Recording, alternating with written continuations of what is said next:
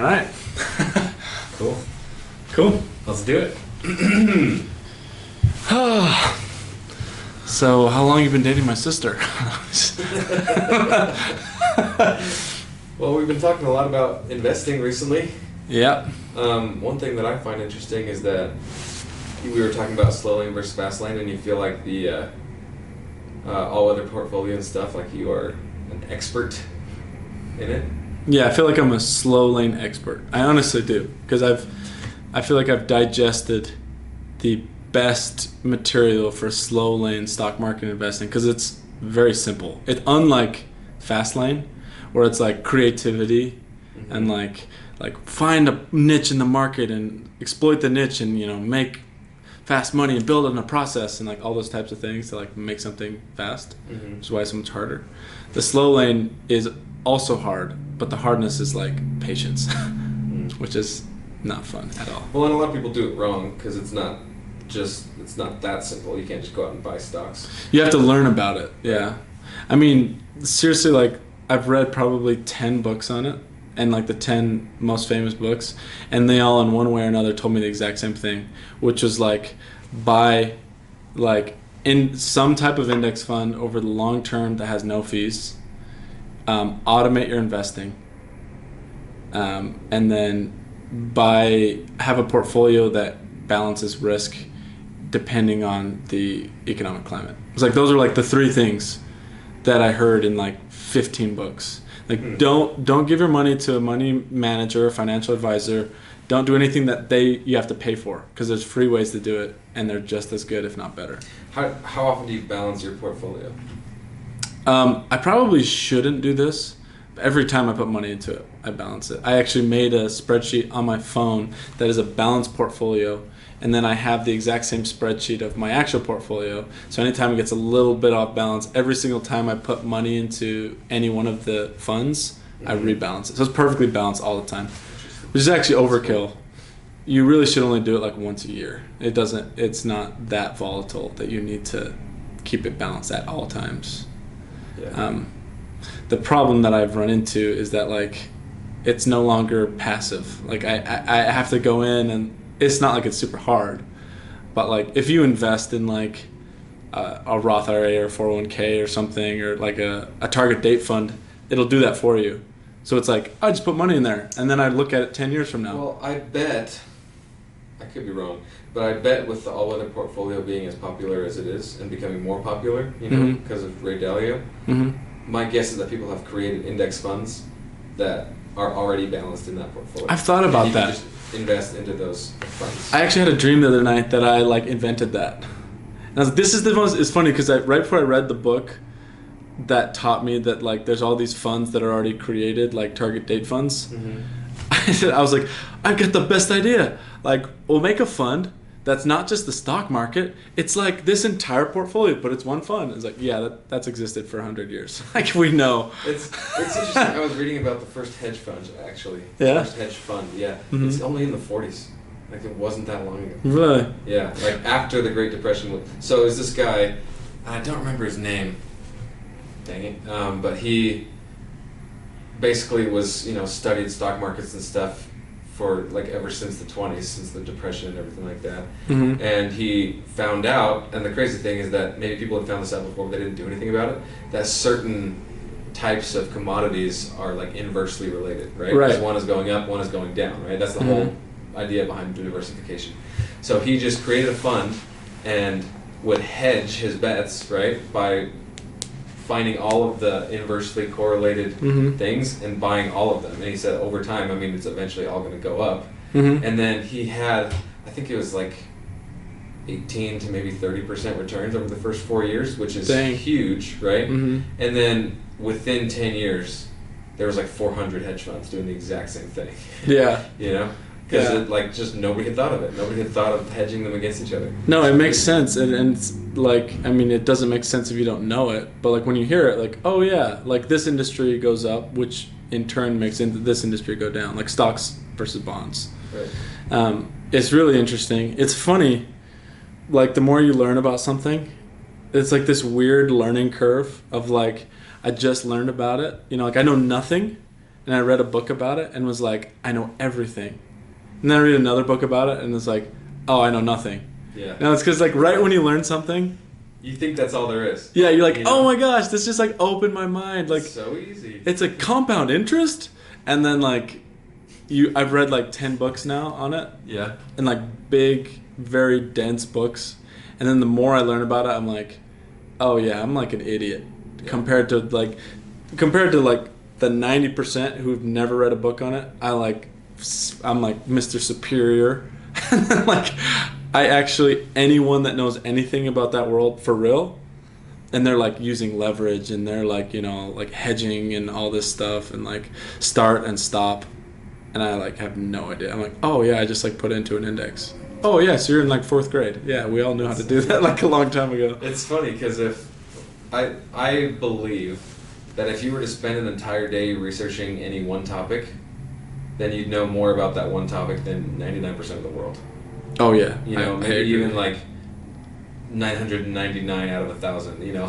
yeah. You'd know more than basically everybody on the planet about just from one day of studying it. But then after your second day of studying it, you realize that there are actually people who like this is their life's work, and you're like 1% compared to those people. Yeah. Well, yeah. I mean, you think about anything. I was actually talking about this with someone the other day. They were saying like when you get engrossed into a world, you start to surround yourself with that world, and then you start to compare yourself based off of this new world that you created. Like, for example, you start to follow like, investment accounts or entrepreneurs or something, and then you start to think, well, like everyone I know is an entrepreneur. Everyone I know is learning about investing or buying real estate, and then you put yourself in that hierarchy based off of this new like microcosm of what the truth is, right. Which is this is a small section. And the reality is almost no one is doing that. Like Robert was telling me the other day, he's like, all of my friends are like making movies. They just like make movies, they put them out there, and all my friends are starting podcasts.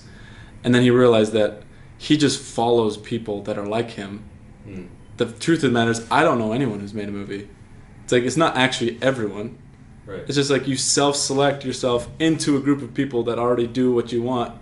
And then you put yourself at the bottom. And you're like, dang it, I don't do anything. The hard part is when you come up with ideas like in a vacuum, like when none of your friends are doing something. Like, for example, if none of your friends know how to invest passively, it's like, okay, well, I learned this and this, and then like you're kind of sludging your way through it. Whereas you don't realize that there's like a whole wealth of people that already know all that stuff, and you could have just like asked them. Yeah. And you could have spent half an hour.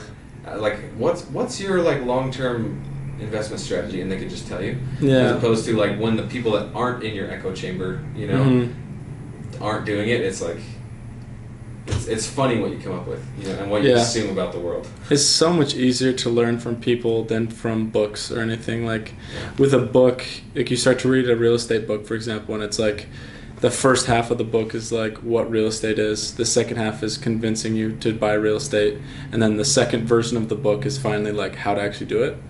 But when you go to a friend, they can read about you that you already want to do it. They don't have to convince you. You can ask them a direct question. Like, I invest in rental properties. I'm like, oh, well, what was the first step? And all of a sudden you've skipped over like all of this extra stuff that you need to put in to a book. It's the same with learning anything, I think, honestly. Yeah. Like you say, like, for example, learning French, It's like, if I were to go buy a book on how to learn French, it's like, I think it's actually the problem with our education system. One of the problems is that, like, we've got to prepare all of these people for whatever all of these people might come up with, right? Yeah, so that's a good way of putting it. If I'm going to any possible scenario.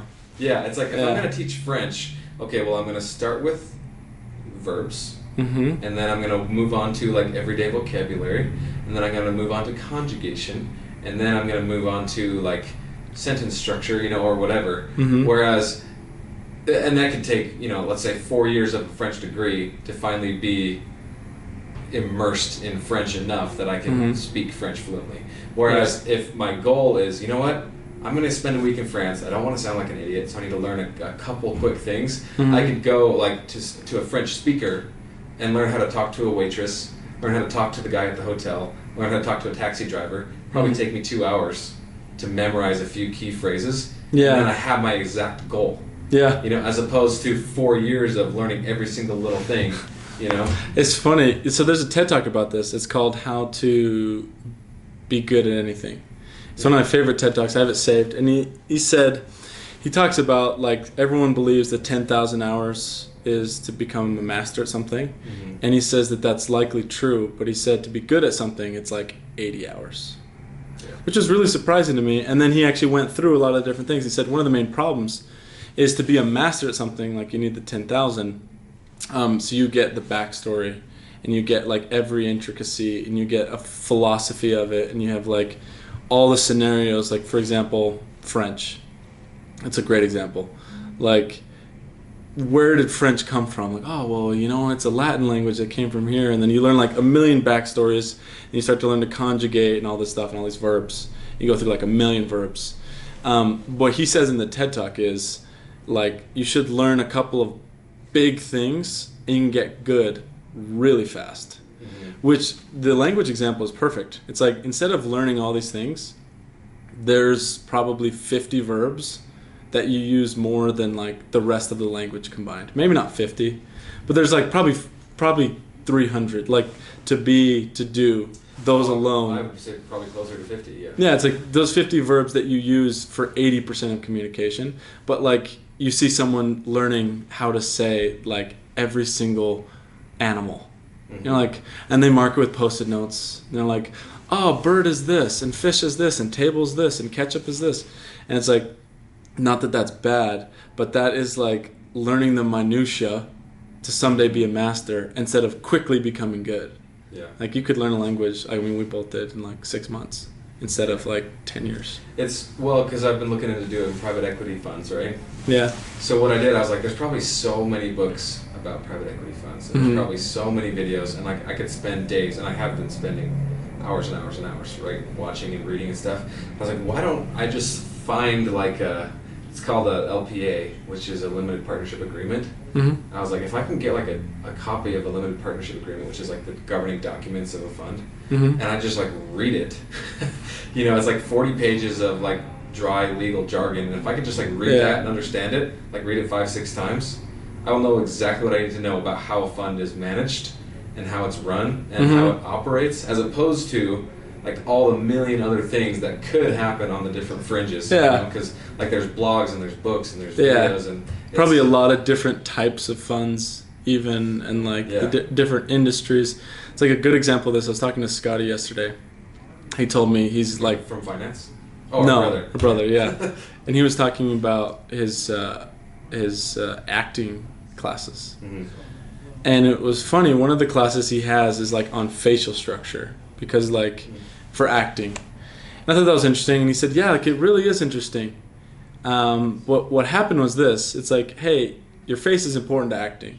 So you need to know like anger, you use these muscles, and like happiness, and like the course should be practical. Like emotion displayed through facial expression, right? He said that the class was like memorizing all of the anatomy of the face. It was like a really hard class, and it was just like sitting down and memorizing like every tiny intricate muscle and writing them down in like busy work. And it was like, if you were to teach anatomy to someone, you'd need to learn that. But like, that's such a weird thing to teach an actor. Yeah. You know, teach an actor like, so by the way, when you're making the angry face, you're using like the, you know, animus dorsi right here. Like, they don't need to know that. It's like that's like such a good symbol for school.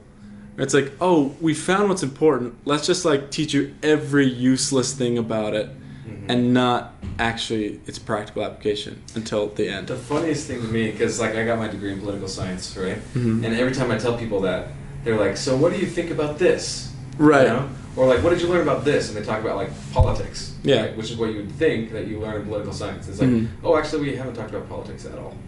And we literally have not talked about a single current event. We haven't talked anything about elections. Like, it's we like, just memorized all the names of the people. it's like we're learning about regression analysis on scatter plot charts. It's like, okay. That's Well, like if you want to be a researcher, like it's important stuff. You Yeah. know, but it's like, what does that have to do with actual politics?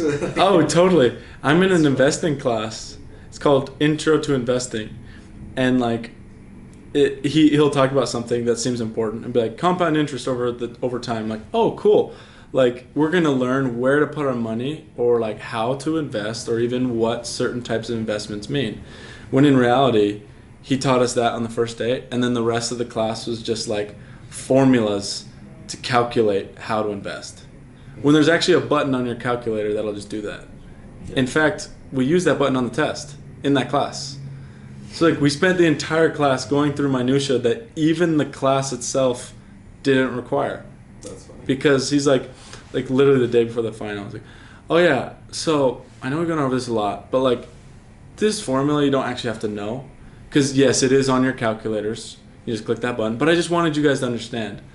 Like, why? Like, I don't need to know every single plant in the world to like think a tree's beautiful.